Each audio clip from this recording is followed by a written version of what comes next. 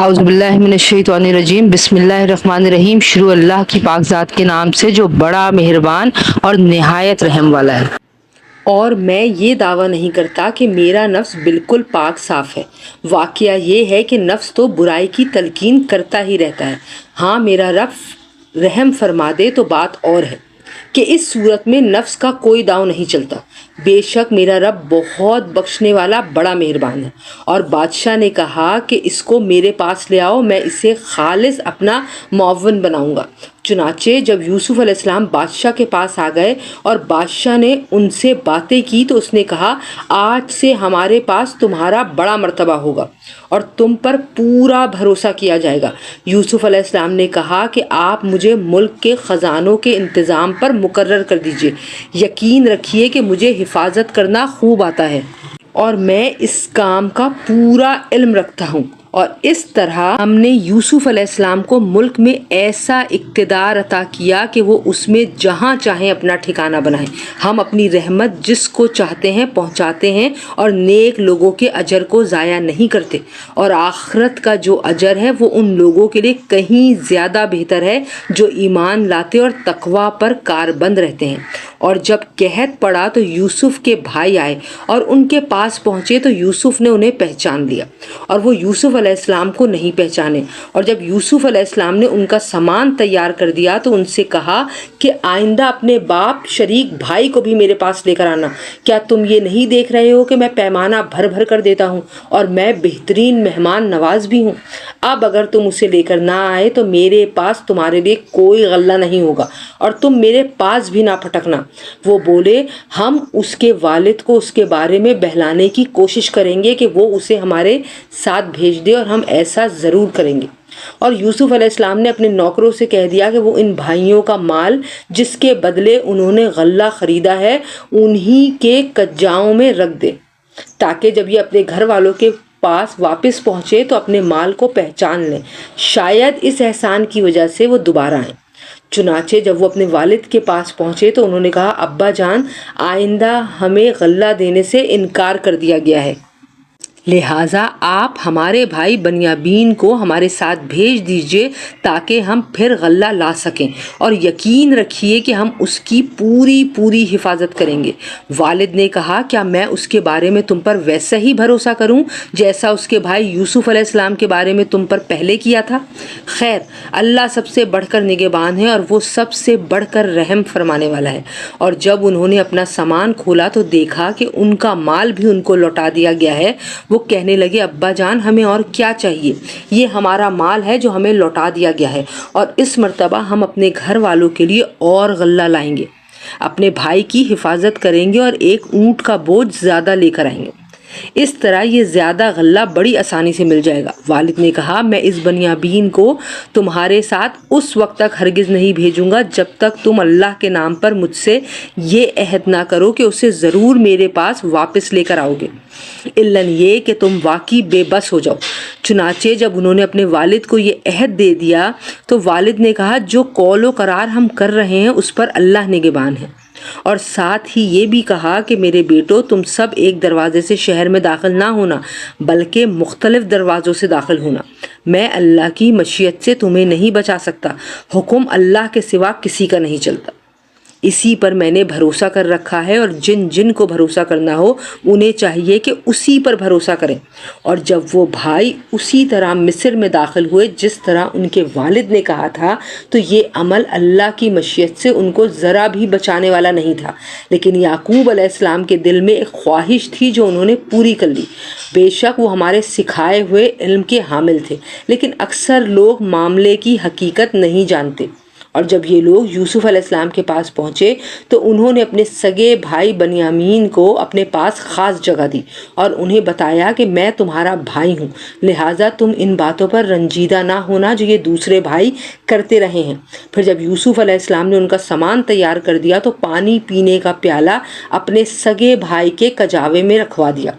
پھر ایک منادی نے پکار کر کہا کہ اے قافلے والو، تم چور ہو۔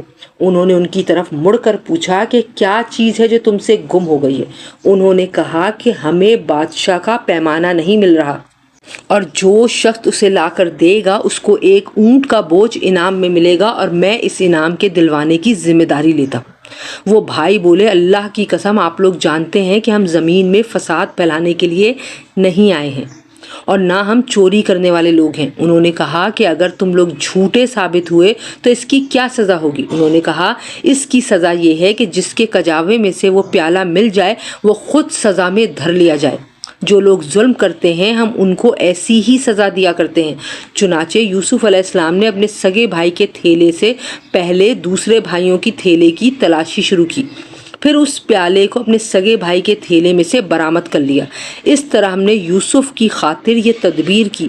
اللہ کی یہ مشیت نہ ہوتی تو یوسف کے لیے یہ ممکن نہیں تھا کہ وہ بادشاہ کے قانون کے مطابق اپنے بھائی کو اپنے پاس رکھ لیتے، اور ہم جس کو چاہتے ہیں اس کے درجے بلند کر دیتے ہیں، اور جتنے علم والے ہیں ان سب کے اوپر ایک بڑا علم رکھنے والا موجود ہے۔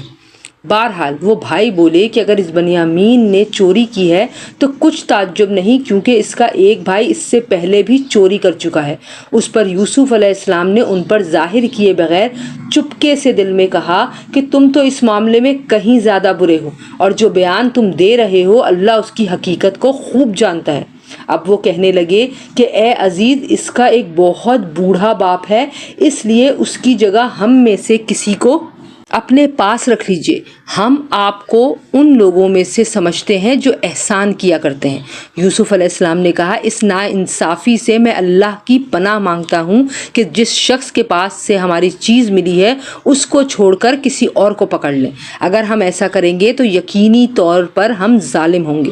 چنانچہ جب وہ یوسف علیہ السلام سے مایوس ہو گئے تو الگ ہو کر چپکے چپکے مشورہ کرنے لگے۔ ان سب میں جو بڑا تھا اس نے کہا کیا تمہیں معلوم نہیں کہ تمہارے والد نے تم سے اللہ کے نام پر عہد لیا تھا، اور اس سے پہلے تم یوسف کے معاملے میں جو قصور کر چکے ہو وہ بھی معلوم ہے، لہٰذا میں تو اس ملک سے اس وقت تک نہیں ٹلوں گا جب تک میرے والد مجھے اجازت نہ دیں، یا اللہ ہی میرے حق میں کوئی فیصلہ فرما دے، اور وہی سب سے بہترین فیصلہ کرنے والا ہے۔ جاؤ اپنے والد کے پاس جاؤ اور ان سے کہو کہ ابا جان آپ کے بیٹے نے چوری کر لی تھی اور ہم نے وہی بات کہی ہے جو ہمارے علم میں آئی ہے، اور غیب کی نگہبانی تو ہمارے بس میں نہیں تھی، اور جس بستی میں ہم تھے اس سے پوچھ لیجئے اور جس قافلے میں ہم آئے اس سے تحقیق کر لیجئے، یہ بالکل پکی بات ہے کہ ہم سچے ہیں۔ چنانچہ یہ بھائی یعقوب علیہ السلام کے پاس گئے اور ان سے وہی بات کہی جو بڑے بھائی نے سکھائی تھی۔ یعقوب علیہ السلام نے سن کر کہا نہیں، بلکہ تمہارے دلوں نے اپنی طرف سے ایک بات بنا لی ہے، اب تو میرے لیے صبر ہی بہتر ہے۔ کچھ بعید نہیں کہ اللہ میرے پاس ان سب کو لے آئے، بے شک اس کا علم بھی کامل ہے، حکمت بھی کامل۔ اور یہ کہہ کر انہوں نے منہ پھیر لیا اور کہنے لگے ہائے یوسف، اور ان کی دونوں آنکھیں صدمے سے روتے روتے سفید پڑ گئی تھیں اور وہ دل ہی دل میں گھٹے جاتے تھے۔ ان کے بیٹے کہنے لگے اللہ کی قسم آپ یوسف کو یاد کرنا نہیں چھوڑیں گے یہاں تک کہ بالکل گھل کر رہ جائیں گے یا ہلاک ہو بیٹھیں گے۔ یعقوب علیہ السلام نے کہا میں اپنے رنج و غم کی فریاد تم سے نہیں صرف اللہ سے کرتا ہوں، اور اللہ کے بارے میں جتنا میں جانتا ہوں تم نہیں جانتے۔ میرے بیٹو جاؤ اور یوسف علیہ السلام اور اس کے بھائی کا کچھ سراغ لگاؤ اور اللہ کی رحمت سے نا امید نہ ہو، یقین جانو اللہ کی رحمت سے وہی لوگ نا امید ہوتے ہیں جو کافر ہیں۔ چنانچہ جب وہ یوسف علیہ السلام کے پاس پہنچے تو انہوں نے یوسف علیہ السلام سے کہا اے عزیز، ہم پر اور ہمارے گھر والوں پر سخت مصیبت پڑی ہوئی ہے اور ہم ایک معمولی سی پونجی لے کر آئے ہیں، آپ ہمیں پورا غلہ دے دیجئے اور اللہ کے لیے ہم پر احسان کیجئے، یقیناً اللہ اپنی خاطر احسان کرنے والوں کو بڑا اجر عطا فرماتا ہے۔ یوسف علیہ السلام نے کہا تمہیں کچھ پتہ ہے کہ تم جہالت میں مبتلا تھے تو تم نے یوسف علیہ السلام اور اس کے بھائی کے ساتھ کیا کیا کیا تھا؟ اس پر وہ بول اٹھے ارے کیا تم ہی یوسف ہو؟ یوسف علیہ السلام نے کہا میں یوسف ہوں اور یہ میرا بھائی ہے، اللہ نے ہم پر بڑا احسان فرمایا ہے۔ حقیقت یہ ہے کہ جو شخص تقوی اور صبر سے کام لیتا ہے تو اللہ نیکی کرنے والوں کا اجر ضائع نہیں کرتا۔ انہوں نے کہا اللہ کی قسم اللہ نے تم کو ہم پر ترجیح دی ہے اور ہم یقیناً خطا کار تھے۔ یوسف علیہ السلام بولے آج تم پر کوئی ملامت نہیں ہوگی، اللہ تمہیں معاف کرے، وہ سارے رحم کرنے والوں سے بڑھ کر رحم کرنے والا ہے۔ میری یہ قمیض لے جاؤ اور اسے میرے والد کے چہرے پر ڈال دینا، اس سے ان کی بینائی واپس آ جائے گی، اور اپنے سارے گھر والوں کو میرے پاس لے آؤ۔ اور جب یہ قافلہ مصر سے کنعان کی طرف روانہ ہوا تو ان کے والد نے کنعان میں آس پاس کے لوگوں سے کہا کہ اگر تم مجھے یہ نہ کہو کہ بوڑھا سٹھیا گیا ہے تو مجھے تو یوسف کی خوشبو آ رہی ہے۔ لوگوں نے کہا اللہ کی قسم آپ ابھی تک اپنی پرانی غلط فہمی میں پڑے ہوئے ہیں۔ پھر جب خوشخبری دینے والا پہنچ گیا تو اس نے یوسف علیہ السلام کی قمیض ان کے منہ پر ڈال دی، چنانچہ فوراً ان کی بینائی واپس آ گئی۔ انہوں نے اپنے بیٹوں سے کہا کیا میں نے تم سے نہیں کہا تھا کہ اللہ کے بارے میں جتنا میں جانتا ہوں تم نہیں جانتے؟ وہ کہنے لگے ابا جان آپ ہمارے گناہوں کی بخشش کی دعا فرمائیے، ہم یقیناً بڑے خطا کار تھے۔ یعقوب علیہ السلام نے کہا میں عنقریب اپنے پروردگار سے تمہاری بخشش کی دعا کروں گا، بے شک وہی ہے جو بہت بخشنے والا بڑا مہربان ہے۔ پھر جب یہ سب لوگ یوسف علیہ السلام کے پاس پہنچے تو انہوں نے اپنے والدین کو اپنے پاس جگہ دی اور سب سے کہا کہ آپ سب مصر میں داخل ہو جائیں جہاں انشاءاللہ سب چین سے رہیں گے، اور انہوں نے اپنے والدین کو تخت پر بٹھایا اور وہ سب ان کے سامنے سجدے میں گر پڑے، اور یوسف علیہ السلام نے کہا ابا جان یہ میرے پرانے خواب کی تعبیر ہے جسے میرے پروردگار نے سچ کر دکھایا، اور اس نے مجھ پر بڑا احسان فرمایا کہ مجھے قید خانے سے نکال دیا اور آپ لوگوں کو دیہات سے یہاں لے آئے۔ حالانکہ اس سے پہلے شیطان نے میرے اور میرے بھائیوں کے درمیان فساد ڈلوا دیا تھا۔ حقیقت یہ ہے کہ میرا پروردگار جو کچھ چاہتا ہے اس کے لیے بڑی لطیف تدبیریں کرتا ہے، بے شک وہی ہے جس کا علم بھی کامل ہے، حکمت بھی کامل۔ میرے پروردگار تو نے مجھے حکومت سے بھی حصہ عطا فرمایا اور مجھے تعبیر خواب کے علم سے بھی نوازا۔ آسمانوں اور زمین کے پیدا کرنے والے تو ہی دنیا اور آخرت میں میرا رکھوالا ہے۔ مجھے اس حالت میں دنیا سے اٹھانا کہ میں تیرا فرما بردار ہوں اور مجھے نیک لوگوں میں شامل کرنا۔ اے پیغمبر صلی اللہ علیہ وآلہ وسلم یہ تمام واقعہ غیب کی خبروں کا ایک حصہ ہے جو ہم تمہیں وحی کے ذریعے بتا رہے ہیں، اور تم اس وقت ان یوسف کے بھائیوں کے پاس موجود نہیں تھے جب انہوں نے سازش کر کے اپنا فیصلہ پختہ کر لیا تھا کہ یوسف علیہ السلام کو کنویں میں ڈالیں گے۔ اس کے باوجود اکثر لوگ ایمان لانے والے نہیں ہیں، چاہے تمہارا کیسا ہی دل چاہتا ہو، حالانکہ تم ان سے اس تبلیغ پر کوئی اجرت نہیں مانگتے۔ یہ تو دنیا جہاں کے سب لوگوں کے لیے بس ایک نصیحت کا پیغام ہے، اور آسمانوں اور زمین میں کتنی ہی نشانیاں ہیں جن پر ان کا گزر ہوتا رہتا ہے، مگر یہ ان سے منہ موڑے جاتے ہیں، اور ان میں سے اکثر لوگ ایسے ہیں کہ اللہ پر ایمان رکھتے بھی ہیں تو اس طرح کہ وہ اس کے ساتھ شریک بھی کرتے جاتے ہیں۔ بھلا کیا ان لوگوں کو اس بات کا ذرا ڈر نہیں ہے کہ اللہ کے عذاب کی کوئی بلا آ کر ان کو لپیٹ لے، یا ان پر قیامت اچانک ٹوٹ پڑے اور انہیں پہلے سے احساس بھی نہ ہو؟ اے پیغمبر صلی اللہ علیہ وآلہ وسلم کہہ دو کہ یہ میرا راستہ ہے، میں بھی پوری بصیرت کے ساتھ اللہ کی طرف بلاتا ہوں، اور جنہوں نے میری پیروی کی ہے وہ بھی، اور اللہ ہر قسم کے شرک سے پاک ہے، اور میں ان لوگوں میں سے نہیں ہوں جو اللہ کے ساتھ کسی کو بھی شریک ٹھہراتے ہیں۔ اور ہم نے تم سے پہلے جو رسول بھیجے وہ سب مختلف بستیوں میں بسنے والے انسان ہی تھے جن پر ہم وحی بھیجتے تھے۔ کیا ان لوگوں نے زمین میں چل پھر کر یہ نہیں دیکھا کہ ان سے پہلے کی قوموں کا انجام کیسا ہوا؟ اور آخرت کا گھر یقیناً ان لوگوں کے لیے کہیں بہتر ہے جنہوں نے تقوی کو اختیار کیا۔ کیا پھر بھی تم عقل سے کام نہیں لیتے؟ پچھلے انبیاء کے ساتھ بھی یہی ہوا کہ ان کی قوموں پر عذاب آنے میں کچھ دیر لگی، یہاں تک کہ جب پیغمبر لوگوں سے مایوس ہو گئے اور کافر لوگ یہ سمجھنے لگے کہ انہیں جھوٹی دھمکیاں دی گئی تھیں تو ان پیغمبروں کے پاس ہماری مدد پہنچ گئی، یعنی کافروں پر عذاب آیا، اور جن کو ہم چاہتے تھے انہیں بچا لیا گیا، اور جو لوگ مجرم ہوتے ہیں ان سے ہمارے عذاب کو ٹالا نہیں جا سکتا۔ یقیناً ان کے واقعات میں عقل و ہوش رکھنے والوں کے لیے بڑا عبرت کا سامان ہے۔ یہ کوئی ایسی بات نہیں ہے جو جھوٹ موٹ گڑھ لی گئی ہو، بلکہ اس سے پہلے جو کتابیں آ چکی ہیں ان کی تصدیق ہے اور ہر بات کی وضاحت، اور جو لوگ ایمان لائے ان کے لیے ہدایت اور رحمت کا سامان۔ الف لام را، یہ اللہ کی کتاب کی آیتیں ہیں، اور اے پیغمبر صلی اللہ علیہ وآلہ وسلم جو کچھ تم پر تمہارے پروردگار کی طرف سے نازل کیا گیا ہے برحق ہے، لیکن اکثر لوگ ایمان نہیں لا رہے۔ اللہ وہ ہے جس نے ایسے ستونوں کے بغیر آسمانوں کو بلند کیا جو تمہیں نظر آ سکیں، پھر اس نے عرش پر استوا فرمایا اور سورج اور چاند کو کام پر لگا دیا، ہر چیز ایک معین میعاد تک کے لیے روا دوا ہے، وہی تمام کاموں کی تدبیر کرتا ہے، وہی ان نشانیوں کو کھول کھول کر بیان کرتا ہے تاکہ تم اس کی بات کا یقین کر لو کہ ایک دن تمہیں اپنے پروردگار سے جا ملنا ہے۔ اور وہی ذات ہے جس نے یہ زمین پھیلائی، اس میں پہاڑ اور دریا بنائے اور اس میں ہر قسم کے پھلوں کے دو دو جوڑے پیدا کیے۔ وہ دن کو رات کی چادر اڑا دیتا ہے۔ حقیقت یہ ہے کہ ان ساری باتوں میں ان لوگوں کے لیے نشانیاں ہیں جو غور و فکر کریں، اور زمین میں مختلف قطعے ہیں جو پاس پاس واقع ہوئے ہیں، اور انگور کے باغ اور کھیتیاں اور کھجور کے درخت ہیں جن میں سے کچھ دوہرے تنے والے ہیں اور کچھ اکھرے تنے والے، سب ایک ہی پانی سے سیراب ہوتے ہیں، اور ہم ان میں سے کسی کو ذائقے میں دوسرے پر فوقیت دے دیتے ہیں۔ یقیناً ان سب باتوں میں ان لوگوں کے لیے نشانیاں ہیں جو عقل سے کام لیں، اور اگر تمہیں ان کافروں پر تعجب ہوتا ہے تو ان کا یہ کہنا واقعی عجیب ہے کہ کیا جب ہم مٹی ہو جائیں گے تو کیا سچ مچ ہم نئے سرے سے پیدا ہوں گے؟ یہ وہ لوگ ہیں جنہوں نے اپنے رب کی قدرت کا انکار کیا ہے، اور یہی وہ لوگ ہیں جن کے گلوں میں طوق پڑے ہوئے ہیں اور وہ دوزخ کے باسی ہیں، وہ ہمیشہ اسی میں رہیں گے۔ اور یہ لوگ خوشحالی کی میعاد ختم ہونے سے پہلے تم سے بدحالی کی جلدی مچائے ہوئے ہیں، حالانکہ ان سے پہلے ایسے عذاب کے واقعات گزر چکے ہیں جس نے لوگوں کو رسوا کر ڈالا تھا۔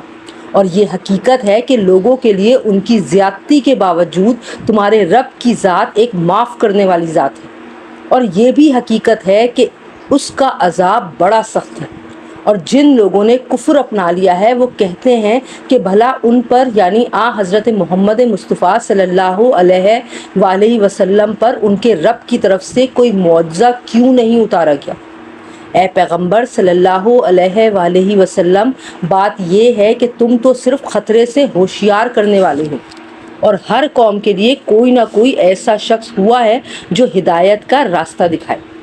جس کسی مادہ کو جو حمل ہوتا ہے اللہ اس کو بھی جانتا ہے، اور ماؤں کے رحم میں جو کمی بیشی ہوتی ہے اس کو بھی، اور ہر چیز کا اس کے ہاں ایک اندازہ مقرر ہے۔ وہ غائب و حاضر تمام باتوں کا جاننے والا ہے۔ اس کی ذات بہت بڑی ہے، اس کی شان بہت اونچی۔ تم میں سے کوئی چپکے سے بات کرے یا زور سے، کوئی رات کے وقت چھپا ہوا ہو یا دن کے وقت چل پھر رہا ہو، وہ سب اللہ کے علم کے لحاظ سے برابر ہیں۔ ہر شخص کے آگے اور پیچھے وہ نگراں فرشتے مقرر ہیں جو اللہ کے حکم سے باری باری اس کی حفاظت کرتے ہیں۔ یقین جانو کہ اللہ کسی قوم کی حالت اس وقت تک نہیں بدلتا جب تک وہ خود اپنے حالات میں تبدیلی نہ لیں، اور جب اللہ کسی قوم پر کوئی آفت لانے کا ارادہ کر لیتا ہے تو اس کو ٹالنا ممکن نہیں، اور ایسے لوگوں کا خود اس کے سوا کوئی رکھوالا نہیں ہو سکتا۔ وہی ہے جو تمہیں بجلی کی چمک دکھلاتا ہے جس سے تمہیں اس کے گرنے کا ڈر بھی لگتا ہے اور بارش کی امید بھی بنتی ہے، اور وہی پانی سے لدے ہوئے بادل اٹھاتا ہے، اور بادلوں کی گرج اسی کی تسبیح اور حمد کرتی ہے، اور اس کے روح سے فرشتے بھی تسبیح میں لگے ہوئے ہیں، اور وہی کڑکتی ہوئی بجلیاں بھیجتا ہے، پھر جس پر چاہتا ہے انہیں مصیبت بنا کر گرا دیتا ہے۔ اور ان کافروں کا حال یہ ہے کہ یہ اللہ ہی کے بارے میں بحث کر رہے ہیں حالانکہ اس کی طاقت بڑی زبردست ہے۔ وہی ہے جس سے دعا کرنا برحق ہے، اور اس کو چھوڑ کر یہ لوگ جن دیوتاؤں کو پکارتے ہیں وہ ان کی دعاؤں کا کوئی جواب نہیں دیتے۔ البتہ ان کی مثال اس شخص کی سی ہے جو پانی کی طرف اپنے دونوں ہاتھ پھیلا کر یہ چاہے کہ پانی خود اس کے منہ تک پہنچ جائے، حالانکہ وہ کبھی خود منہ تک نہیں پہنچ سکتا۔ اور بتوں سے کافروں کے دعا کرنے کا نتیجہ اس کے سوا کچھ نہیں کہ وہ بھٹکتی ہی پھرتی پھرے، اور وہ اللہ ہی ہے جس کو آسمانوں اور زمین کی ساری مخلوقات سجدہ کرتی ہیں، کچھ خوشی سے کچھ مجبوری سے، اور ان کے سائے بھی صبح و شام اس کے آگے سجدہ ریز ہوتے ہیں۔ اے پیغمبر صلی اللہ علیہ وآلہ وسلم، ان کافروں سے کہو کہ وہ کون ہے جو آسمانوں اور زمین کی پرورش کرتا ہے؟ کہو کہ وہ اللہ ہے، کہو کہ کیا پھر بھی تم نے اس کو چھوڑ کر ایسے کارساز بنا لیے ہیں جنہیں خود اپنے آپ کو بھی نہ کوئی فائدہ پہنچانے کی قدرت حاصل ہے نہ نقصان پہنچانے کی۔ کہو کہ کیا اندھا اور دیکھنے والا برابر ہو سکتا ہے؟ یا کیا اندھیریاں اور روشنی ایک جیسی ہو سکتی ہیں؟ یا ان لوگوں نے اللہ کے ایسے شریک مانے ہوئے ہیں جنہوں نے کوئی چیز اسی طرح پیدا کی ہو جیسے اللہ پیدا کرتا ہے، اور اس وجہ سے ان کو دونوں کی تخلیق ایک جیسی معلوم ہو رہی ہو۔ اگر کوئی اس غلط فہمی میں مبتلا ہے تو اس سے کہہ دو کہ صرف اللہ ہر چیز کا خالق ہے، اور وہ تنہا ہی ایسا ہے کہ اس کا اقتدار سب پر حاوی ہے۔ اسی نے آسمان سے پانی برسایا جس سے ندی نالے اپنی اپنی بساط کے مطابق بہہ پڑے، پھر پانی کے ریلے نے پھولے ہوئے جھاگ کو اوپر اٹھا لیا، اور اسی قسم کا جھاگ اس وقت بھی اٹھتا ہے جب لوگ زیور یا برتن بنانے کے لیے دھاتوں کو آگ پر تپاتے ہیں۔ اللہ حق اور باطل کی مثال اسی طرح بیان کر رہا ہے کہ دونوں قسم کا جو جھاگ ہوتا ہے وہ تو باہر گر کر ضائع ہو جاتا ہے، لیکن وہ چیز جو لوگوں کے لیے فائدہ مند ہوتی ہے وہ زمین میں ٹھہر جاتی ہے۔ اسی قسم کی تمثیلیں ہیں جو اللہ بیان کر رہا ہے۔ بھلائی انہی لوگوں کے حصے میں ہے جنہوں نے اپنے رب کا کہنا مانا ہے، اور جنہوں نے اس کا کہنا نہیں مانا اگر ان کے پاس دنیا بھر کی ساری چیزیں بھی ہوں گی بلکہ اتنی ہی اور بھی، تو وہ قیامت کے دن اپنی جان بچانے کے لیے وہ سب کچھ دینے کو تیار ہو جائیں گے۔ ان لوگوں کے حصے میں بری طرح کا حساب ہے اور ان کا ٹھکانہ جہنم ہے، اور وہ بہت برا ٹھکانہ ہے۔ جو شخص یہ یقین رکھتا ہو کہ تم پر تمہارے پروردگار کی طرف سے جو کچھ نازل ہوا ہے برحق ہے، بھلا وہ اس جیسا کیسے ہو سکتا ہے جو بالکل اندھا ہو؟ حقیقت یہ ہے کہ نصیحت تو وہی لوگ قبول کرتے ہیں جو عقل اور ہوش رکھتے ہیں، یعنی وہ لوگ جو اللہ سے کیے ہوئے عہد کو پورا کرتے ہیں اور معاہدے کی خلاف ورزی نہیں کرتے، اور جن رشتوں کو اللہ نے جوڑے رکھنے کا حکم دیا ہے یہ لوگ انہیں جوڑے رکھتے ہیں اور اپنے پروردگار سے ڈرتے ہیں اور حساب کے برے انجام سے خوف کھاتے ہیں۔ اور یہ وہ لوگ ہیں جنہوں نے اپنے رب کی خوشنودی کی خاطر صبر سے کام لیا ہے اور نماز قائم کی ہے، اور ہم نے انہیں جو رزق عطا فرمایا ہے اس میں سے خفیہ بھی اور اعلانیہ بھی خرچ کیا ہے، اور وہ بدسلوکی کا دفاع حسن سلوک سے کرتے ہیں۔ وطن اصلی میں بہترین انجام ان کا حصہ ہے، یعنی ہمیشہ رہنے کے لیے وہ باغات جن میں وہ خود بھی داخل ہوں گے اور ان کے باپ داداؤں بیویوں اور اولاد میں سے جو نیک ہوں گے وہ بھی، اور ان کے استقبال کے لیے فرشتے ان کے پاس ہر دروازے سے یہ کہتے ہوئے داخل ہوں گے کہ تم نے دنیا میں جو صبر سے کام لیا تھا اس کی بدولت اب تم پر سلامتی ہی سلامتی نازل ہوگی، اور تمہارے اصلی وطن میں یہ تمہارا بہترین انجام ہے۔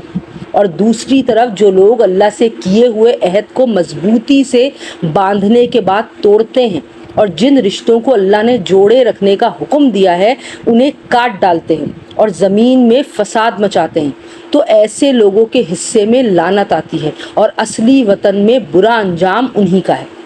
اللہ جس کے لیے چاہتا ہے رزق میں وسعت کر دیتا ہے اور جس کے لیے چاہتا ہے تنگی کر دیتا ہے۔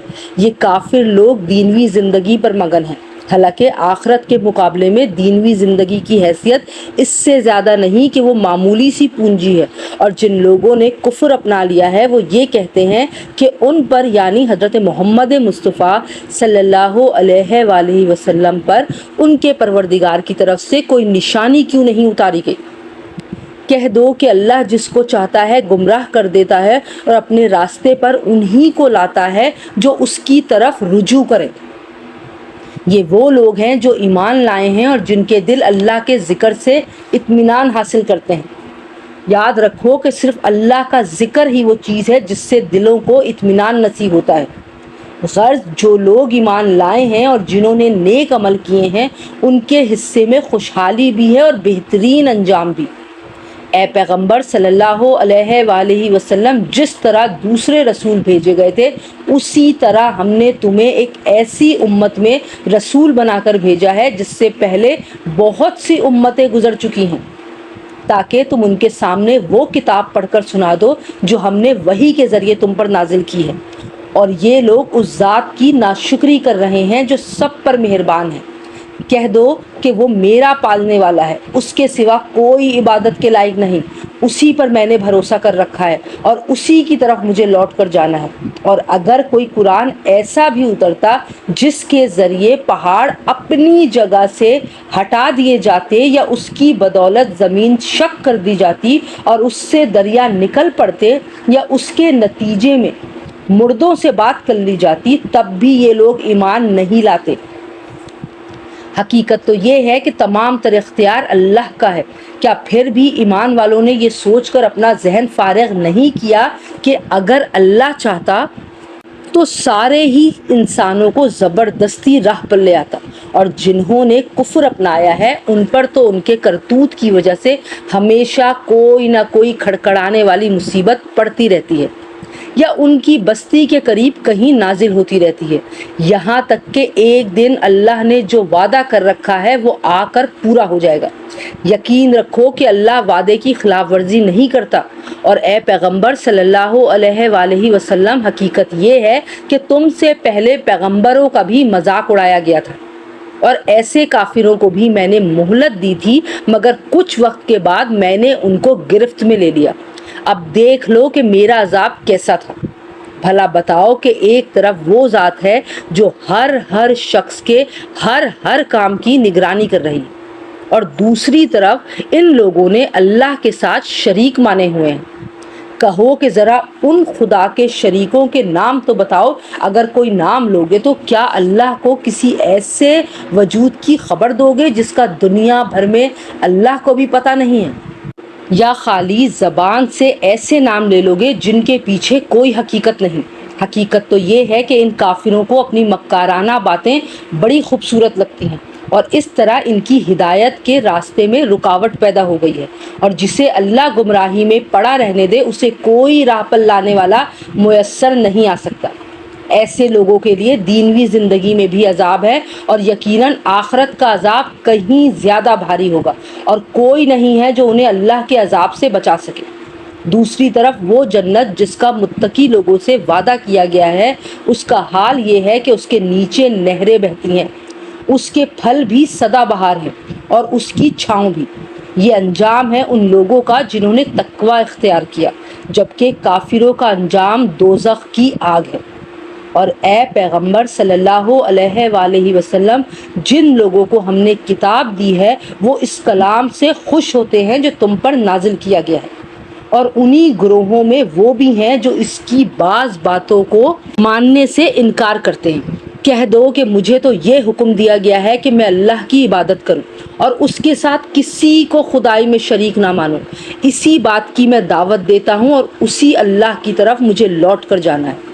اور اسی طرح ہم نے اس قرآن کو عربی زبان میں ایک حکم نامہ بنا کر نازل کیا ہے۔ اور اے پیغمبر صلی اللہ علیہ وآلہ وسلم، تمہارے پاس جو علم آ چکا ہے، اگر اس کے بعد بھی تم ان لوگوں کی خواہشات کے پیچھے چلے تو اللہ کے مقابلے میں نہ تمہارا کوئی مددگار ہوگا نہ کوئی بچانے والا۔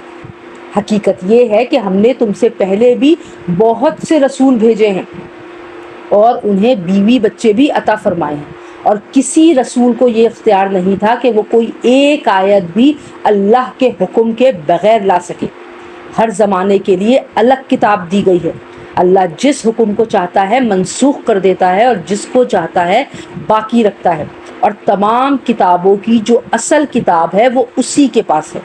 اور جس بات کی دھمکی ہم ان کافروں کو دیتے ہیں، چاہے اس کا کوئی حصہ ہم تمہیں تمہاری زندگی ہی میں دکھا دیں یا اس سے پہلے ہی تمہیں دنیا سے اٹھا لیں، بہرحال تمہارے ذمے تو صرف پیغام پہنچا دینا ہے، اور حساب لینے کی ذمہ داری ہماری ہے۔ کیا ان لوگوں کو یہ حقیقت نظر نہیں آئی کہ ہم ان کی زمین کو چاروں طرف سے گھٹاتے چلے آ رہے ہیں؟ ہر حکم اللہ دیتا ہے، کوئی نہیں ہے جو اس کے حکم کو توڑ سکے، اور وہ جلد حساب لینے والا ہے۔ جو لوگ ان سے پہلے گزرے ہیں چالیں انہوں نے بھی چلی تھیں، لیکن چال تو تمام تر اللہ ہی کی چلتی ہے۔ کوئی بھی شخص جو کچھ کرتا ہے سب اسے معلوم ہے، اور کافروں کو عنقریب پتہ لگ جائے گا کہ اصلی وطن کا نیک انجام کس کے حصے میں آتا ہے۔ اور جن لوگوں نے کفر اپنا لیا ہے وہ کہتے ہیں کہ تم پیغمبر نہیں ہو، کہہ دو کہ میرے اور تمہارے درمیان گواہی کے لیے اللہ کافی ہے، نیز وہ ہر شخص جس کے پاس کتاب کا علم ہے۔ الف لام را۔ اے پیغمبر صلی اللہ علیہ وآلہ وسلم، یہ ایک کتاب ہے جو ہم نے تم پر نازل کی ہے تاکہ تم لوگوں کو ان کے پروردگار کے حکم سے اندھیروں سے نکال کر روشنی میں لے آؤ، یعنی اس ذات کے راستے کی طرف جس کا اقتدار سب پر غالب ہے اور جو ہر تعریف کا مستحق ہے۔ وہ اللہ کے آسمانوں اور زمین میں جو کچھ ہے اسی کی ملکیت ہے، اور افسوس ہے ان لوگوں پر جو حق کا انکار کرتے ہیں، کیونکہ انہیں سخت عذاب ہونے والا ہے۔ وہ لوگ جو آخرت کے مقابلے میں دنیا کی زندگی کو پسند کرتے ہیں اور دوسروں کو اللہ کے راستے پر آنے سے روکتے ہیں اور اس میں ٹیڑھ تلاش کرتے ہیں، وہ پرلے درجے کی گمراہی میں مبتلا ہیں۔ اور ہم نے جب بھی کوئی رسول بھیجا خود اس کی قوم کی زبان میں بھیجا تاکہ وہ ان کے سامنے حق کو اچھی طرح واضح کر سکے۔ پھر اللہ جس کو چاہتا ہے گمراہ کر دیتا ہے اور جس کو چاہتا ہے ہدایت دے دیتا ہے، اور وہی ہے جس کا اقتدار بھی کامل ہے، جس کی حکمت بھی کامل۔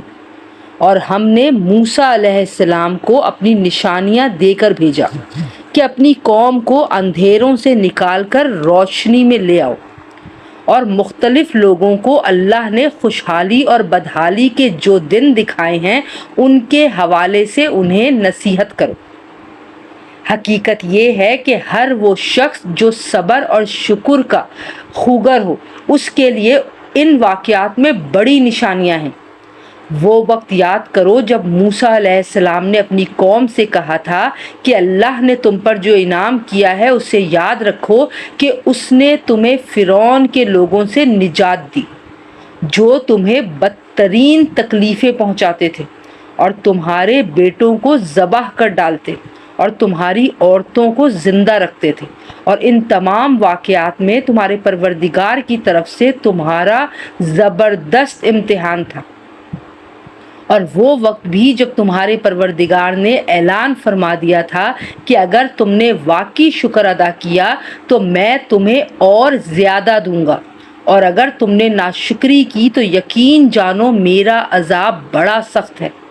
اور موسیٰ علیہ السلام نے کہا تھا کہ اگر تم اور زمین پر بسنے والے تمام لوگ بھی ناشکری کریں تو اللہ کا کوئی نقصان نہیں، کیونکہ اللہ بڑا بے نیاز ہے، بذات خود قابل تعریف۔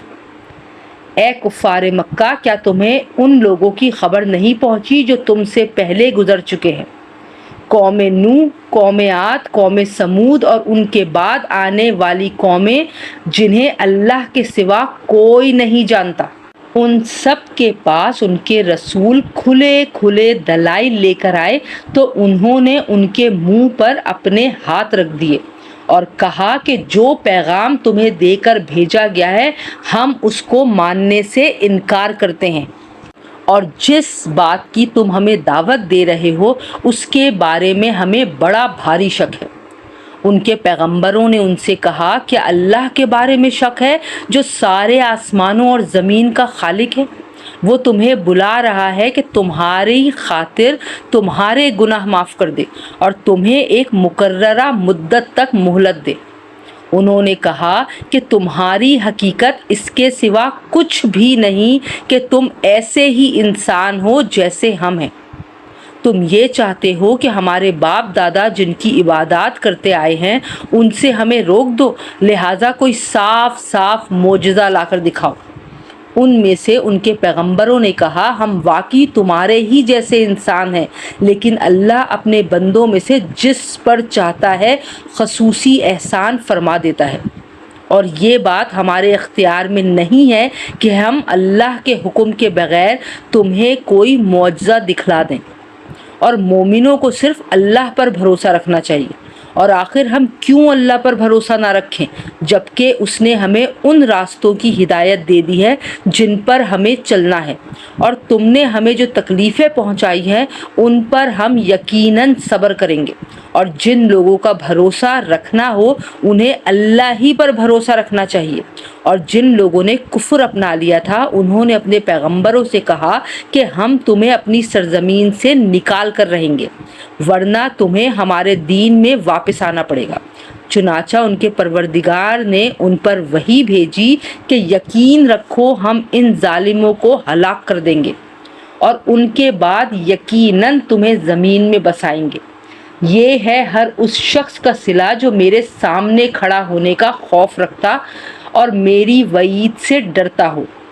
اور ان کافروں نے خود فیصلہ مانگا اور نتیجہ یہ ہوا کہ ہر ڈینگے مارنے والا ہٹ دھرم نامراد ہو کر رہا۔ اس کے آگے جہنم ہے اور وہاں اسے پیپ کا پانی پلایا جائے گا، وہ اسے گھونٹ گھونٹ کر کے پیے گا اور اسے ایسا محسوس ہوگا کہ وہ اسے حلق سے اتار نہیں سکے گا۔ موت اس پر ہر طرف سے آ رہی ہوگی مگر وہ مرے گا نہیں، اور اس کے آگے ہمیشہ ایک اور سخت عذاب موجود ہوگا۔ جن لوگوں نے اپنے رب کے ساتھ کفر کی روش اختیار کی ہے ان کی حالت یہ ہے کہ ان کے اعمال اس راکھ کی طرح ہیں جسے آندھی طوفان والے دن میں ہوا تیزی سے اڑا لے جائے۔ انہوں نے جو کچھ کمائی کی ہوگی اس میں سے کچھ ان کے ہاتھ نہیں آئے گا۔ یہی تو پرلے درجے کی گمراہی ہے۔ کیا تمہیں یہ بات نظر نہیں آتی کہ اللہ نے آسمانوں اور زمین کو برحق مقصد سے پیدا کیا ہے؟ اگر وہ چاہے تو تم سب کو فنا کر دے اور ایک نئی مخلوق وجود میں لے آئے، اور یہ بات اللہ کے لیے کچھ بھی مشکل نہیں ہے، اور یہ سب لوگ اللہ کے آگے پیش ہوں گے۔ پھر جو لوگ دنیا میں کمزور تھے وہ بڑائی بھگاڑنے والوں سے کہیں گے کہ ہم تو تمہارے پیچھے چلنے والے لوگ تھے، تو کیا اب تم ہمیں اللہ کے عذاب سے کچھ بچا لو گے؟ وہ کہیں گے اگر اللہ نے ہمیں ہدایت دی ہوتی تو ہم بھی تمہیں ہدایت دے دیتے۔ چاہے ہم چیخیں چلائیں یا صبر کریں، دونوں صورتیں ہمارے لیے برابر ہیں، ہمارے لیے چھٹکارے کا کوئی راستہ نہیں۔ اور جب ہر بات کا فیصلہ ہو جائے گا تو شیطان اپنے ماننے والوں سے کہے گا حقیقت یہ ہے کہ اللہ نے تم سے سچا وعدہ کیا تھا اور میں نے تم سے وعدہ کیا تو اس کی خلاف ورزی کی، اور مجھے تم پر اس سے زیادہ کوئی اختیار حاصل نہیں تھا کہ میں نے تمہیں اللہ کی نافرمانی کی دعوت دی، تو تم نے میری بات مان لی، لہٰذا اب مجھے ملامت نہ کرو بلکہ خود اپنے آپ کو ملامت کرو۔ نہ تمہاری فریاد پر میں مدد کر سکتا ہوں اور نہ میری فریاد پر تم میری مدد کر سکتے ہو۔ تم نے اس سے پہلے مجھے اللہ کا جو شریک مان لیا تھا، آج میں نے اس کا انکار کر دیا۔ جن لوگوں نے یہ ظلم کیا تھا ان کے حصے میں تو اب دردناک عذاب ہے، اور جو لوگ ایمان لائے تھے اور انہوں نے نیک عمل کیے تھے انہیں ایسے باغات میں داخل کیا جائے گا جن کے نیچے نہریں بہتی ہوں گی۔ اپنے پروردگار کے حکم سے وہ ان باغوں میں ہمیشہ رہیں گے۔ وہ آپس میں ایک دوسرے کا استقبال سلام سے کریں گے۔ کیا تم نے نہیں دیکھا کہ اللہ نے کلمہ طیبہ کی کیسی مثال بیان کی ہے؟ وہ ایک پاکیزہ درخت کی طرح ہے جس کی جڑ زمین میں مضبوطی سے جمی ہوئی ہے اور اس کی شاخیں آسمان میں ہیں۔ اپنے رب کے حکم سے وہ ہر آن پھل دیتا ہے۔ اللہ اس قسم کی مثالیں اس لیے دیتا ہے تاکہ لوگ نصیحت حاصل کریں۔ اور ناپاک کلمے کی مثال ایک خراب درخت کی طرح ہے جسے زمین کے اوپر سے اکھاڑ لیا جائے، اس میں ذرا بھی جماؤ نہ ہو۔ جو لوگ ایمان لائے ہیں اللہ ان کو اس مضبوط بات پر دنیا کی زندگی میں بھی جماؤ عطا کرتا ہے اور آخرت میں بھی۔ اور ظالم لوگوں کو اللہ بھٹکا دیتا ہے اور اللہ اپنی حکمت کے مطابق جو چاہتا ہے کرتا ہے۔ کیا تم نے ان لوگوں کو نہیں دیکھا جنہوں نے اللہ کی نعمت کو کفر سے بدل ڈالا اور اپنی قوم کو تباہی کے گھر میں لا اتارا، جس کا نام جہنم ہے؟ وہ اس میں جلیں گے اور وہ بہت برا ٹھکانہ ہے۔ اور انہوں نے اللہ کے ساتھ اس کی خدائی میں کچھ شریک بنا لیے تاکہ لوگوں کو اس کے راستے سے گمراہ کریں۔ ان سے کہو کہ تھوڑے سے مزے اڑا لو، کیونکہ آخر کار تمہیں جانا دوزخ ہی کی طرف ہے۔ میرے جو بندے ایمان لائے ہیں ان سے کہہ دو کہ وہ نماز قائم کریں، اور ہم نے ان کو جو رزق دیا ہے اس میں سے پوشیدہ طور پر بھی اور اعلانیہ بھی نیکی کے کاموں میں خرچ کریں، اور یہ کام اس دن کے آنے سے پہلے پہلے کر لیں جس میں نہ کوئی خرید و فروخت ہوگی نہ کوئی دوستی کام آئے گی۔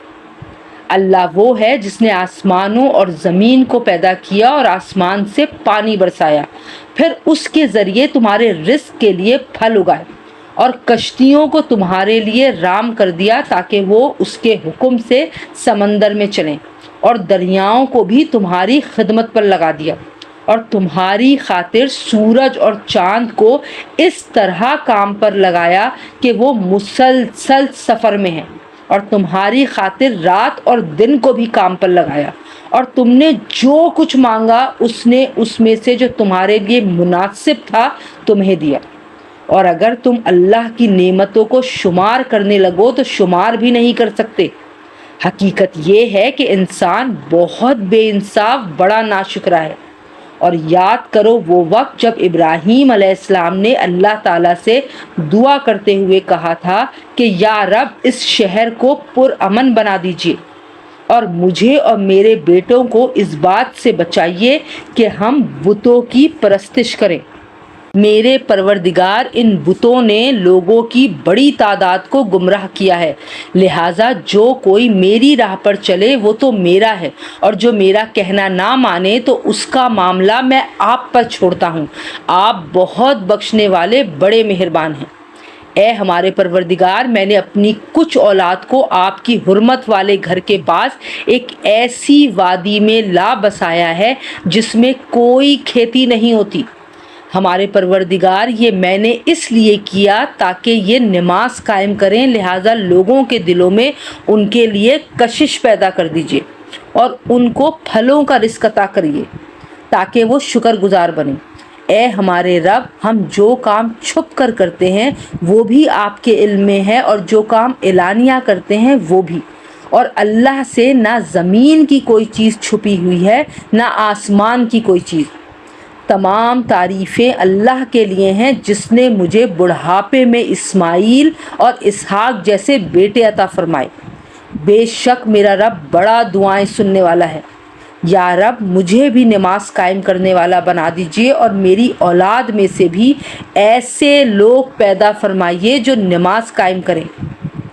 اے ہمارے پروردگار، اور میری دعا قبول فرما لیجیے۔ اے ہمارے پروردگار، جس دن حساب قائم ہوگا اس دن میری بھی مغفرت فرمائیے، میرے والدین کی بھی اور ان سب کی بھی جو ایمان رکھتے ہیں، اور یہ ہرگز نہ سمجھنا کہ جو کچھ یہ ظالم کر رہے ہیں اللہ اس سے غافل ہے۔ وہ تو ان لوگوں کو اس دن تک کے لیے مہلت دے رہا ہے جس میں آنکھیں پھٹی کی پھٹی رہ جائیں گی۔ وہ سروں کو اوپر اٹھائے دوڑ رہے ہوں گے، ان کی نگاہیں چھپکنے کو واپس نہیں آئیں گی، اور ان کے دل بدحواسی میں اڑے جا رہے ہوں گے۔ اور اے پیغمبر صلی اللہ علیہ وآلہ وسلم، تم لوگوں کو اس دن سے خبردار کرو جب عذاب ان پر عام پڑے گا۔ تو اس وقت یہ ظالم کہیں گے کہ اے ہمارے پروردگار، ہمیں تھوڑی سی مدت کے لیے اور مہلت دے دیجیے تاکہ ہم آپ کی دعوت قبول کر لیں اور پیغمبروں کی پیروی کریں۔ اس وقت ان سے کہا جائے گا کہ ارے کیا تم لوگوں نے قسمیں کھا کھا کر پہلے یہ نہیں کہا تھا کہ تم پر کوئی زوال نہیں آ سکتا، اور تم ان لوگوں کی بستیوں میں رہ چکے تھے جنہوں نے اپنی جانوں پر ظلم کیا تھا، اور یہ بات کھل کر تمہارے سامنے آ چکی تھی کہ ہم نے ان کے ساتھ کیسا سلوک کیا، اور ہم نے تمہیں مثالیں بھی دی تھیں، اور وہ لوگ اپنی ساری چالیں چل چکے تھے، اور ان کی ساری چالوں کا توڑ اللہ کے پاس تھا، چاہے ان کی چالیں ایسی کیوں نہ ہوں جن سے پہاڑ بھی اپنی جگہ سے ہل جائیں۔ لہٰذا اللہ کے بارے میں ہرگز یہ خیال بھی دل میں نہ لانا کہ اس نے اپنے پیغمبروں سے جو وعدہ کر رکھا ہے اس کی خلاف ورزی کرے گا۔ یقین رکھو کہ اللہ اپنے اقتدار میں سب پر غالب ہے اور انتقام لینے والا بھی۔ اس دن جب یہ زمین ایک دوسری زمین سے بدل دی جائے گی اور آسمان بھی بدل جائیں گے اور سب کے سب خدائے واحد و قہار کے سامنے پیش ہوں گے، اور اس دن تم مجرموں کو اس حالت میں دیکھو گے کہ وہ زنجیروں میں جکڑے ہوئے ہوں گے، ان کی قمیص تارکول کے ہوں گے اور آگ ان کے چہروں پر چھائی ہوئی ہوگی، تاکہ اللہ ہر شخص کو اس کے کیے کا بدلہ دے۔ یقیناً اللہ جلد حساب چکانے والا ہے۔ یہ تمام لوگوں کے لیے ایک پیغام ہے اور اس لیے دیا جا رہا ہے تاکہ انہیں اس کے ذریعے خبردار کیا جائے اور تاکہ وہ جان لیں کہ معبود برحق بس ایک ہی ہے، اور تاکہ سمجھ رکھنے والے نصیحت حاصل کریں۔